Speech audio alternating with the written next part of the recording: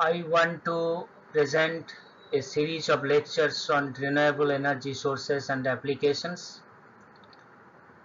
In lecture 1, I want to discuss the course outcome and the program outcome mapping, the prerequisites of this course, and the introduction of the renewable energy sources and applications.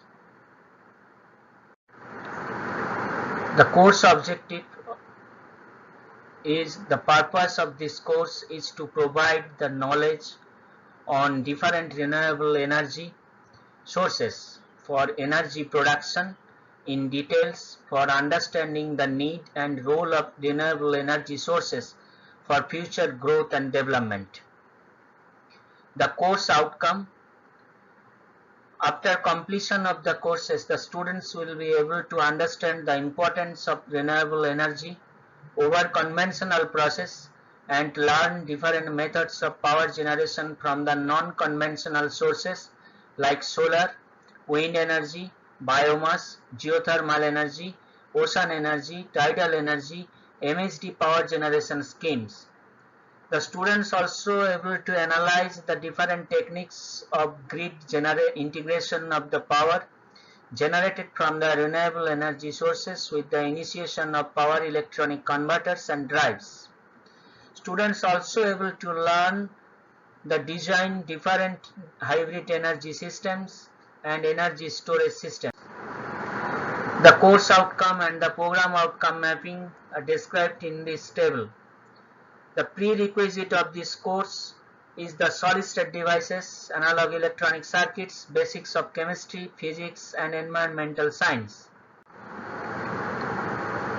So, from this course, we will learn the solar energy, wind energy, tidal energy, biomass energy, geothermal energy, ocean energy, magneto-hydrodynamic power generation, hydrogen energy, fuel cell, and the hybrid systems. What is the renewable energy and where does it come from? The renewable energy is generally defined as energy that generated from the resources that do not have a finite end or those that can be recycled, typically from natural resources which are naturally replenished on their own. It called the renewable because in history it will never run out. Renewable energy sources are all essentially based on the direct or indirect use of solar energy. The only exception is tidal energy, which essentially derives its power from the interaction between the earth and the moon. Renewable sources currently supply about the 10 to 20% of the world's energy. The renewable energy can replace the conventional fuels in the distinct areas like electricity generation, water heating, space heating, motor fuels, and rural energy services. The important renewable energy sources which can be utilized for generating the electricity in our country are as follows. First, it is the solar energy. It is as well as the direct and the indirect resources of the renewable energy. The solar power, a clean renewable resource with zero emission, has got tremendous potential of energy which can be harnessed using a variety of devices. With recent developments, solar energy systems are easily available for industrial and domestic use with the added advantage of minimum maintenance. Solar energy could be made financially viable with the government tax incentives and the rebates. An exclusive solar generation system of capacity of 250 kilowatt units per month would cost around rupees 5 lakhs with present pricing and taxes. Most of the developed countries are switching over to solar energy as one of the prime renewable energy sources nowadays. The current architectural designs make provision for photovoltaic cells and the necessary circuitry while making the building plans. Solar is the prime free source of adjustable energy available to all. India is one of the sun's most favored nations, blessed with about 5,000 terawatt of solar insolation every year. Even if a tenth of this potential was utilized, it could mark the end of India's power problems by using the country's deserts and farmland to construct the solar plants. Second is the hydroelectric power. India has a huge hydropower potential, out of which around 20% has been realized so far. New hydro projects are facing serious resistance from environmentalists. Resettlement of the displaced people with their lands becomes the major issue. The wind energy. Wind power is one of the most efficient alternative energy sources. There has been good deal of development in wind turbine technology over the last decade, with many new companies joining the fray. Wind turbines have become larger, efficiencies and availabilities have improved, and wind farm concept has become popular. It could be combined with solar, especially for a total self-sustainability project. The economics of wind energy is already strong despite the relative immaturity of the industry.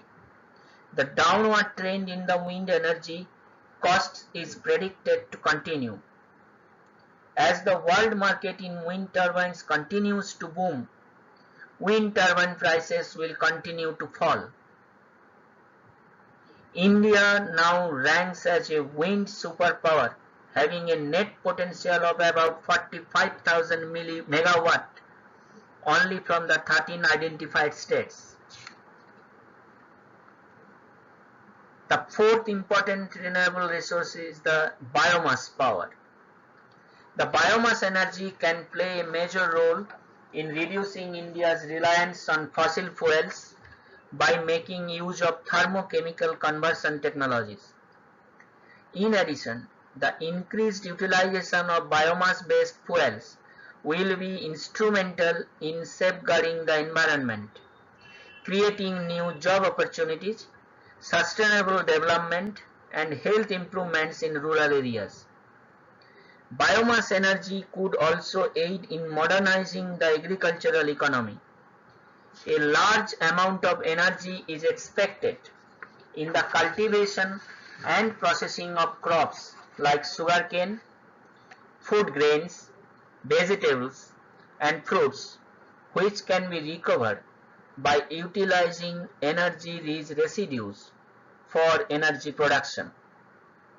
The integration of biomass-fueled gasifiers and the coal-fired energy generation would be advantageous in terms of improved flexibility in response to fluctuations in biomass availability with lower investment cost. These four are the major renewable resources in India. The last is the wave energy, marine currents, ocean thermal energy conversion, and the tidal energy also have the good potential in the Indian energy sector.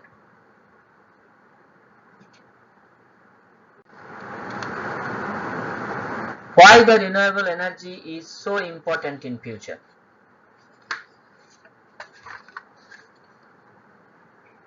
Positive environmental impacts.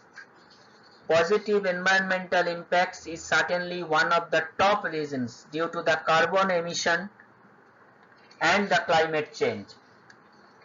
The environmental effects of the fossil fuel based power plants.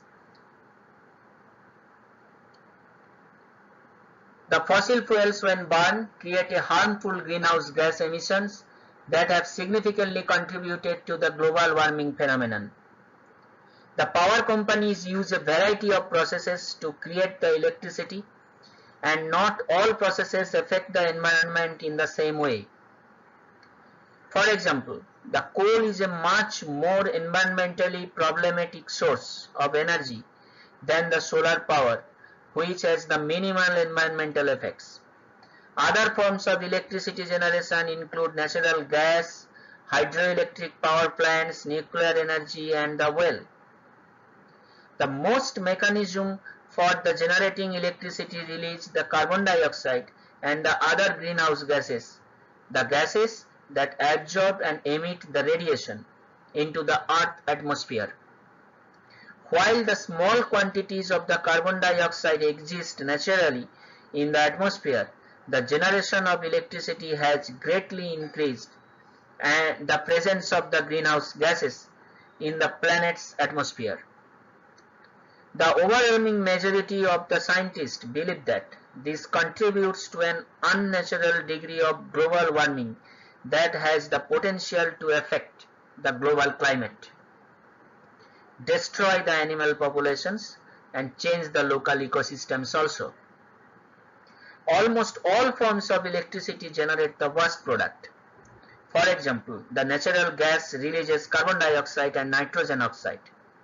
Earth's atmosphere traps these gases, leading to air pollution and smog. Weather patterns and the geological variations can affect the prevalence of smog in a particular area. For example, a valley trapped between the hills with the little wind might trap a pocket of smog. When smog containing sulfur dioxide and nitrogen oxide is released into the atmosphere, it can contaminate the precipitation and rain back down as acid rain. Almost all forms of electricity generation produce the some waste, but energy sources such as nuclear energy produce the dangerous solid waste. Some sources of radioactive waste remain radioactive for thousands of years, which means the waste can cause cancer and the genetic mutations in humans and animals. The radioactive waste may alter the soil's chemical composition, making it unsafe for the local wildlife and potentially killing of the plant species also. Burning coal produces a types of solid waste called ash, which is frequently deposited in landfills, contributing to landfill overfill. The Environmental Protection Agency says it is possible to recycle this material into the cement and the other useful products, and some coal manufacturers recycle their waste.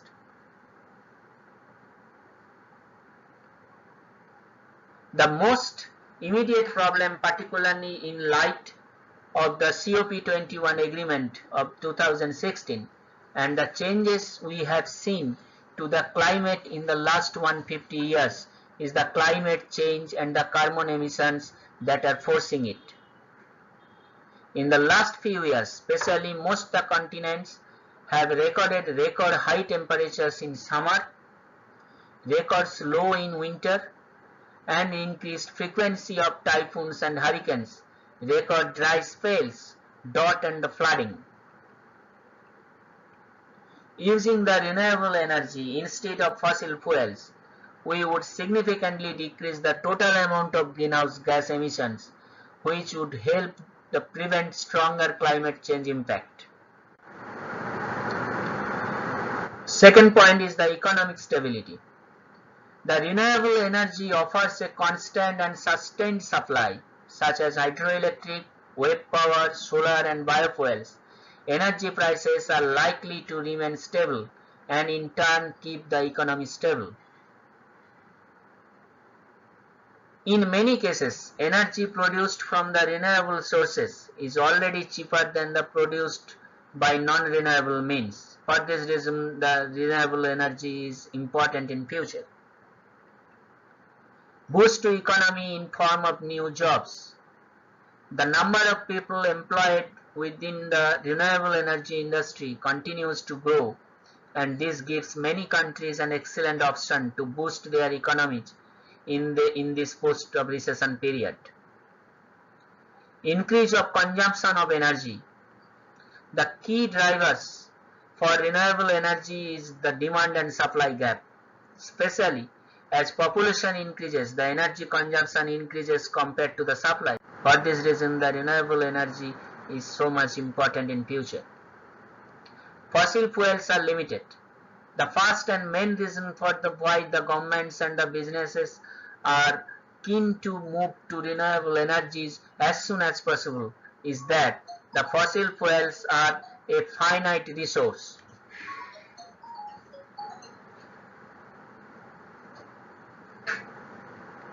Whichever way we look at it, the fossil fuels will run out eventually, and it will take the 1 lakh years to replenish what we have used in around the 150 years. As the human population increases, our rate of consumption of these fossil fuels also increases. Whether we have 1 year or the 100 years left of oil, many argue that what is left should remain in the ground because it is not sustainable. It will run out eventually, and so we should prepare for a post-fossil fuel world now. Less foreign oil import. The global oil market has become extremely volatile, and our dependence on oil continues to grow. With more emphasis on renewable energy and using domestic renewable energy sources instead of importing foreign oil, we would drastically improve our energy security and energy independence. The variety of options available in the renewable energy sources. Renewable energy offers variety of different options to choose from, as countries can choose between sun, wind, biomass, geothermal energy, water resources, etc.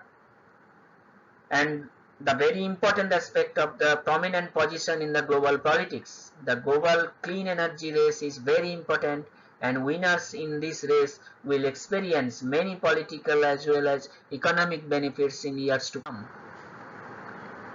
Excellent potential of renewable energy resources. Our sun, for instance, has almost unlimited potential. Wind, geothermal, biomass, all of these sources have excellent potential to satisfy our energy needs. The cheaper rural electrification, it is more important. Renewable energy can help in electrification of many rural areas in developing world. In many rural areas, renewable energy is cheaper energy option to satisfy energy needs compared to traditional energy solutions. The environmental damage.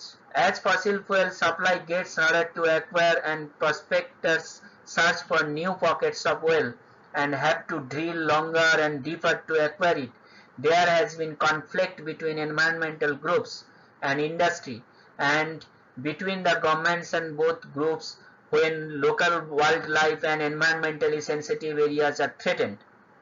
Both the generations and delivery of the electricity can harm the local wildlife. Birds may fly into the power lines, resulting in electrocution. Wind farms endanger flying animals such as bats and birds. No power generation system can be perfect, and the power plant accidents can also injure the animals.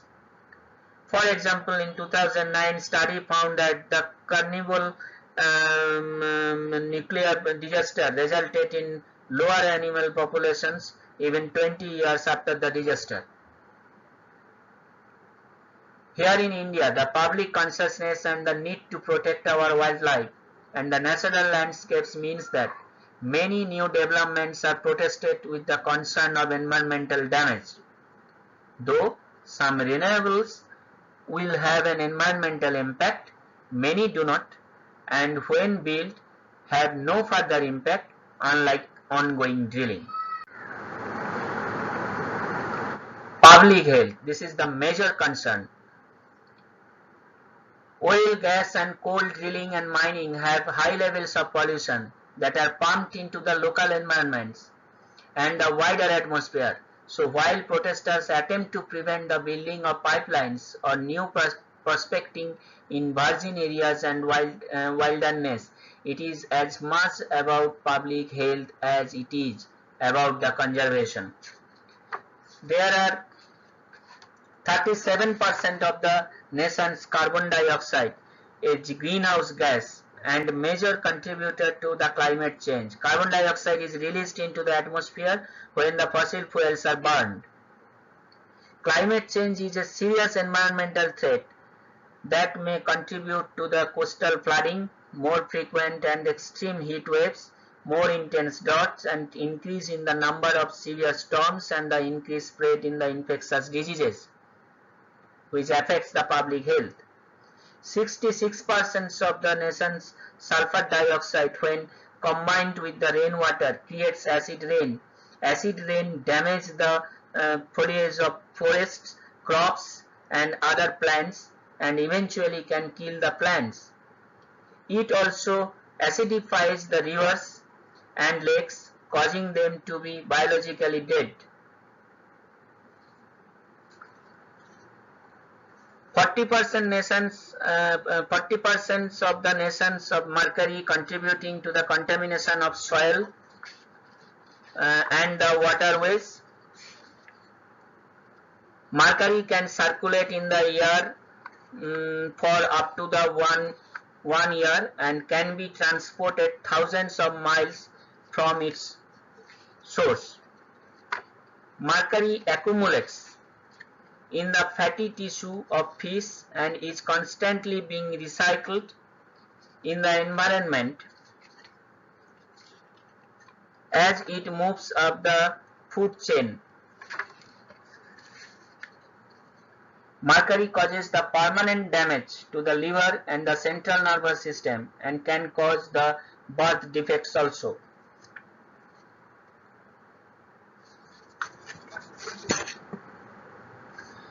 According to the American Lung Association, the sulfur dioxide triggers asthma attack in people and contributes to the formation of the fine particles, also detrimental to the respiratory health. Nitrogen oxides. Nitrogen oxides increase the susceptibility to respiratory infections, especially among the children. Ozone occurs naturally in the upper atmosphere, where it is beneficial. However, the ozone in the lower atmosphere creates the urban haze, which we call the smog. Automobiles and the electricity generation are the top contributors to ground level ozone. According to the American Lung Association, the breathing ozone can lead to the shortness of breath, lung inflammation, asthma attack, and the children who grow up in areas with high ozone pollution greater risks of lifelong lung diseases. Mercury causes the permanent damage of the liver and the central nervous system, causing loss of motor function, slurred speech, tunnel vision, and loss of hearing. Mercury is particularly harmful when ingested by the pregnant and nursing women, as it can cause birth defects and the developmental defects. Because mercury accumulates in biological organisms, it is constantly being recycled in the environment as it moves up the food chain. So, this type of hazards may come in the public health due to the pollution created by the fossil fuel energy.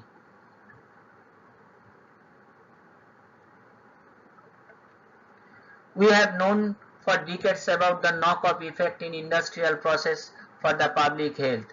Few renewables are entirely emission-free, but their output is much lower than the conventional fossil fuel acquisition and processing. Total installed power generation capacity in India. The total installed power generation capacity is the sum of utility capacity, captive power capacity, and the other non-utilities. The utility electricity sector in India had an installed capacity is 3,60,456.37 megawatt as of end of July 2019. renewable power plants constituted 22.4% of the total installed capacity, and non-renewable power plants constituted the remaining 77.6%. Presently, India has a total installed captive power generation capacity of 58,000 megawatt in the industries and almost 1,75,000 megawatt capacities with diesel power generation sets.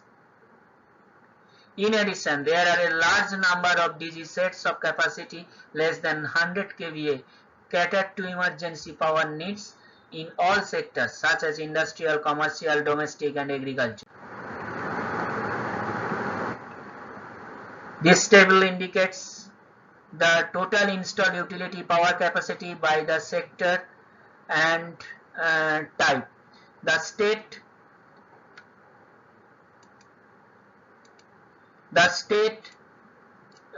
level capacity of the subtotal thermal is 73,509, central is 66,717.91 in megawatt, total all over India 2,27,644.34 megawatt as the thermal energy, which comes from the coal, lignite, gas and diesel burning. From the nuclear sector, centrally we get the 6,780 megawatt power, and from the renewable sources at the state level we get the 2,349.98 megawatt, centrally 1,632.30 megawatt, privately installed 76,650, total is 80,632 megawatt as on end of the July 2019 report.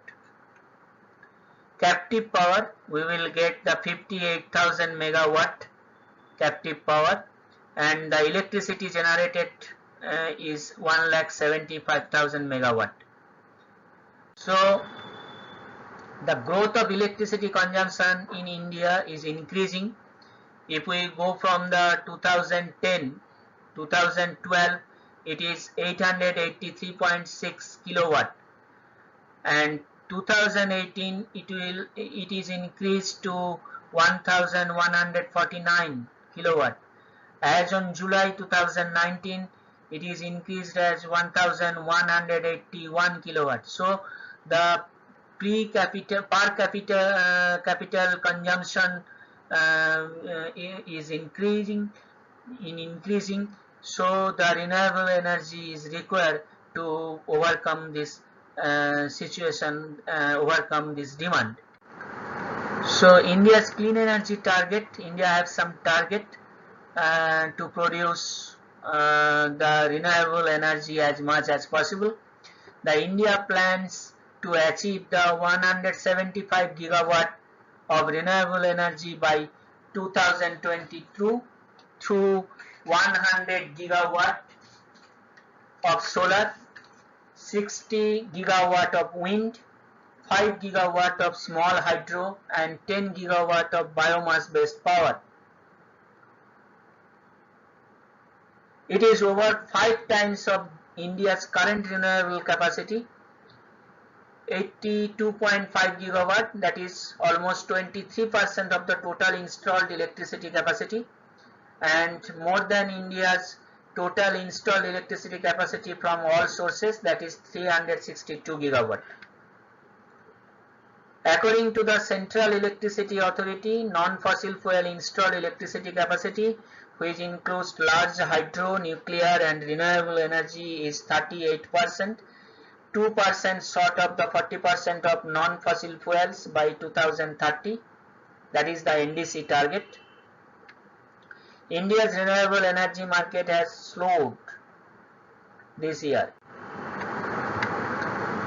This is the installed electricity capacity in gigawatt, that is, this is the hydro, that is 12%, hydro, nuclear is the 2%, renewable energy is the 82.6 gigawatt, that is 23% of the total energy sector, coal is 56%, that is 202.53 gigawatt, gas gives the power as 24.94 gigawatt, that is almost 7% of the total energy sector.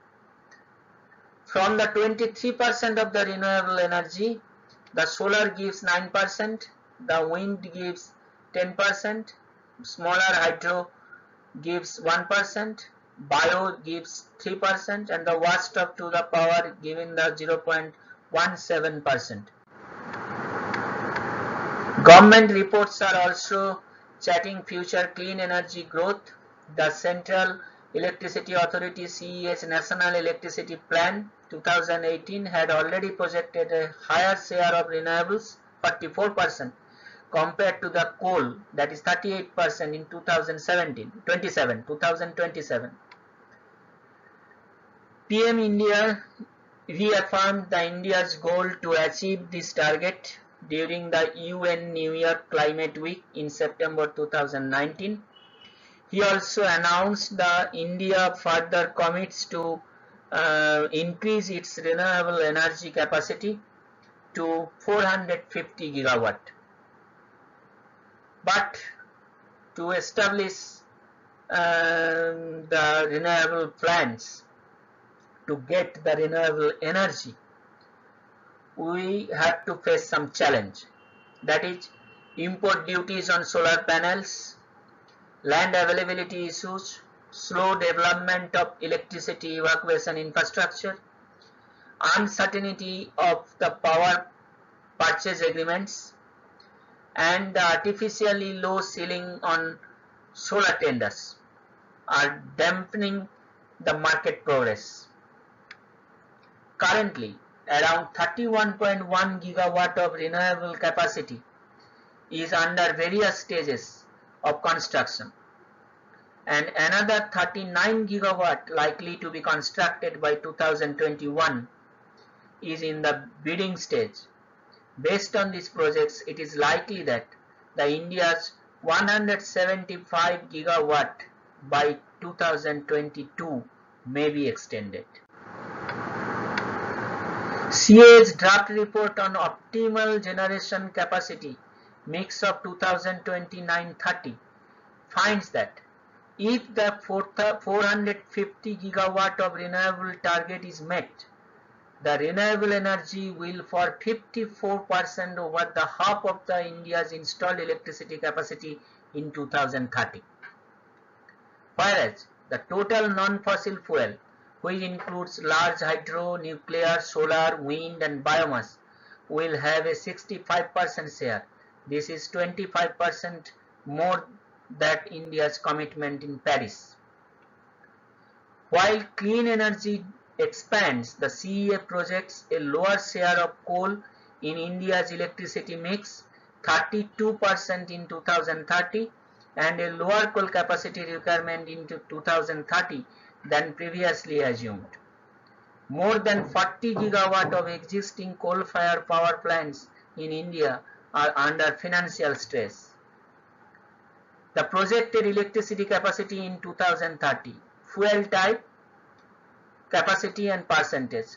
Hydro 73.44, that is 9%, coal and lignite 32%, gas 3%, nuclear 2%, solar 36%, wind 17%, it is to be increased.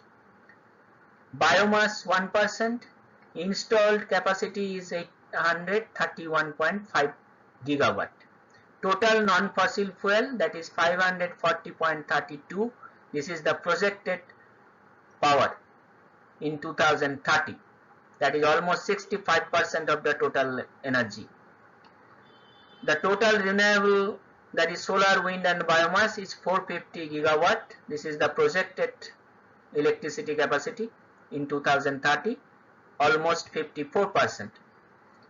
And the battery storage is 34 gigawatt to 1360 gigawatt hour. Proposed guidelines for the power consumers in India to boost up the energy sectors in India, that is, explore all possibilities to set up an independent power plant making use of renewable resources like solar, wind and biomass. Use of government and utility electricity supply only in case of emergency.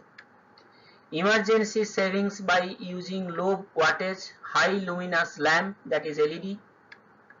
Use of power factor improves and intelligent power factor correctors to minimize the energy losses in capacitor at lower load conditions. Regular maintenance and servicing of the electrical equipment. Avoidance of inverters and large storage batteries except emergency. Frequent energy audit. Proposed guidelines for the policymakers in India. Vigorous promotion of renewable energy by government agencies, corporate, public sector, academic institutions, etc. Establishment of national level body to increase awareness of renewable energy at grassroots level. Financial support and sponsorship for research and development in renewable energy technologies.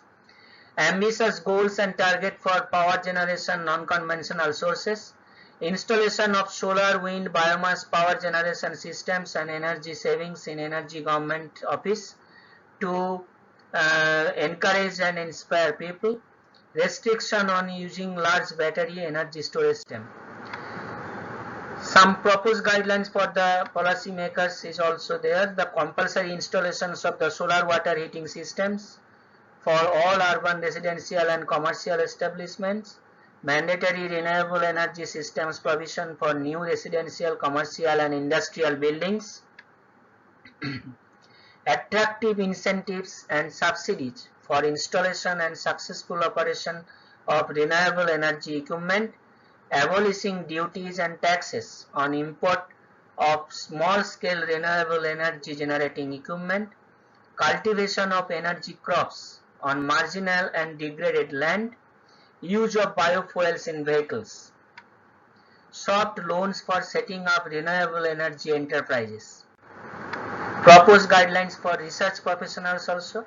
Development of comprehensive educational and awareness modules for renewable energy systems. Development of cost-effective, high-efficiency and long-lasting photovoltaic cells. Development of high-efficiency wind turbines ranging from 300 watt to 10 kilowatt to generate energy even at low wind velocity. Development of small-scale, low-maintenance biomass gasifiers to make use of abundant biomass resources in rural areas for cogeneration. Now come to the conclusion. The total demand for electricity in India is expected to cross the 9,50,000 megawatt by 2030. Renewable forms of energy, especially solar, wind and hydropower, could contribute to India's energy needs.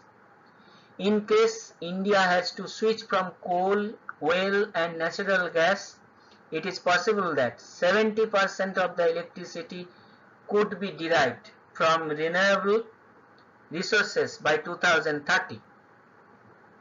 Realizing the need to generate more electricity from clean energy sources, a renewable power production target of 1,75,000 megawatt is projected for the year 2022 by the Government of India, out of which the solar power will have a share of 1 lakh megawatt, followed by 60,000 megawatt from wind energy, 10,000 megawatt from biomass energy and 5,000 megawatt from the small hydro projects.